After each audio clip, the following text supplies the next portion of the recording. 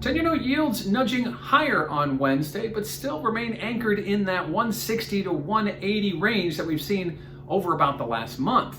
Recall it was back on March 12th, the last time we saw a sustained trade below 160, and we've kind of been back and forth between 160 and 180, now hovering near the low end of that range, waiting for the next catalyst moment that may come, whether it's economic, whether it's from the Fed, or whether it's from some sort of position shift. Market right now waiting for that moment and is trading very comfortably in that 160 to 180 range, almost reminiscent of what we saw last summer when we traded in these 20 basis point ranges for periods of months, and then we'd nudge higher, and then we'd see another month. That's similar to what we're seeing now, market waiting for that next catalyst moment. It's either going to take us up to the next level, which is 180 to 2%, or back into that 140 to 160 range. And right now, market isn't giving us any real signals. So holding on to that range, nudging slightly higher today. What is that doing to volatility? Well, if you check out that CVol index over at cmegroup.com, you'll notice that vol remains very directive with yield. So as yields rise, we see vol rise and vice versa.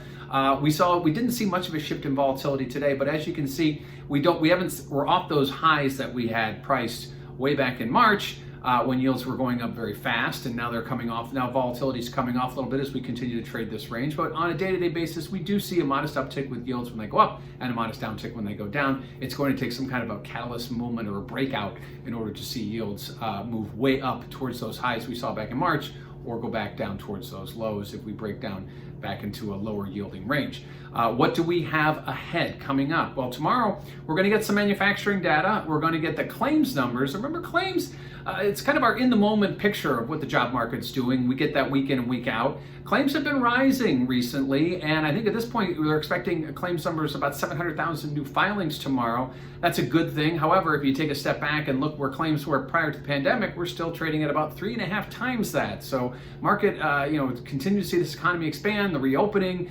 We need to see those claims numbers go even further south than they did, and right now they remain very elevated on a historical basis. We also get a slew of Fed speakers. We had Mr. Powell speaking today. He continues to reiterate that the Fed is going to probably add some kind of tapering before they raise rates. They're going to let inflation run a little high to get above 2% so they can average it out.